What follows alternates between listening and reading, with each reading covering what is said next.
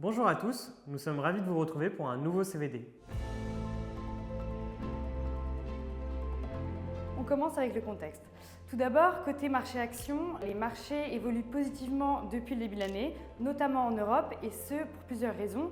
Tout d'abord, les résultats trimestriels des entreprises restent bons et les marchés, pour l'instant, sont volatiles en raison des différentes déclarations du président Donald Trump depuis son investiture. Côté taux, la Banque centrale européenne a procédé récemment à une baisse de ses taux pour la 5e fois consécutive. On anticipe 2 à 3 baisses de taux d'ici la fin d'année et Christine Lagarde a réitéré sa confiance quant à l'atteinte d'une cible d'inflation à 2% d'ici la fin de l'année. Du côté de la Fed, la situation est légèrement différente. L'économie reste très robuste.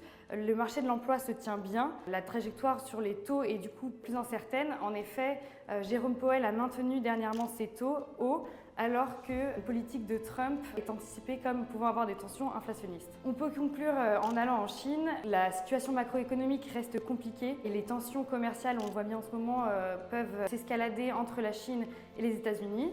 Néanmoins, un peu de volatilité récente avec l'arrivée d'une nouvelle version de l'IA DeepSeek qui serait dite moins onéreuse et moins énergivore que les concurrents américains. On continue avec la vision. Comme l'a dit Camille, les marchés financiers sont volatiles et devraient perdurer dans cette volatilité, notamment à cause des déclarations de Donald Trump qui changent au jour le jour et des niveaux de valorisation qui restent sur certains acteurs, notamment les stars de la technologie américaine comme élevés. Deuxièmement, sur le sujet des taux, Christine Lagarde l'a confirmé, elle est sûre d'elle, la trajectoire des baisses de taux se fera cette année et donc on peut avoir une préférence pour se dire que les obligations à longue duration en euros seront bonnes dans un portefeuille obligataire. Et dernièrement, on sait que le mot tarif douanier va rester un maître mot sur l'année 2025 avec les déclarations de Donald Trump. Et l'Europe n'a pas été encore touchée par ce sujet. On sait que Donald Trump a des projets pour l'Europe, il ne va pas nous oublier.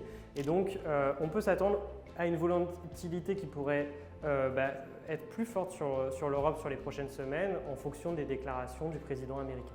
Au niveau de nos décisions, on peut avoir deux visions différentes en fonction de la valorisation de certains secteurs. Sur le secteur de la tech, Camille l'a dit, un petit grain de sable qui vient de Chine qui s'appelle DeepSeek peut entraîner des baisses fulgurantes sur des stars de 2024 comme Nvidia.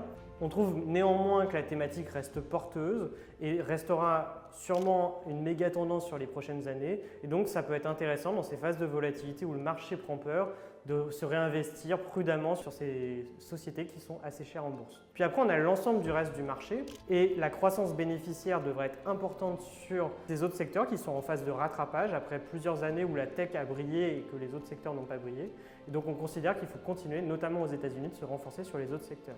Notre dernier sujet sur la partie taux d'intérêt, comme on l'a dit, privilégier la courbe de taux en euros en comparaison à celle en dollars et donc acheter des obligations en euros qui sont assez longues, surtout des obligations investment grade en euros. Merci pour votre écoute et on vous retrouve pour le prochain CVD.